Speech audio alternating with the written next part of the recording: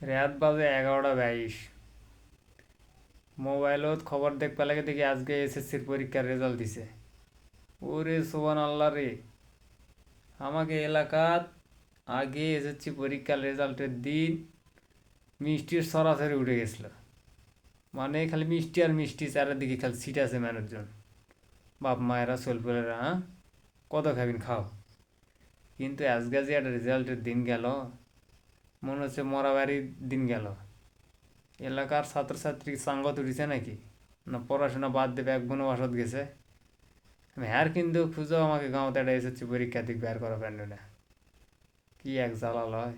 আমরা যখন এসেছি পরীক্ষা দিছি 110 জন, পাশ করার পর ব্যাকেই 1 কেজি মিষ্টি লেজা দোকানত দিছি, 10 কেজি মিষ্টি, সাধ্য মিষ্টি, এত বড় বড়।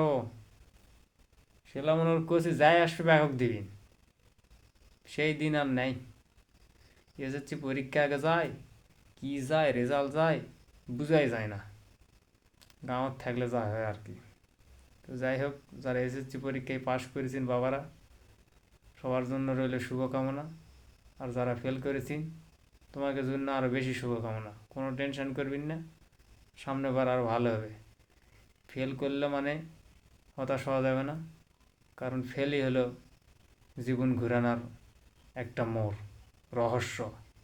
এই ফেলের ভিতরে আসে রহস্য, সার্থকতা এর ভিতর থেকেই তফাঙ্কে বের করে আনতে হবে। তো যাই হোক, ধন্যবাদ সবাইকে। আল্লাহ হাফেজ।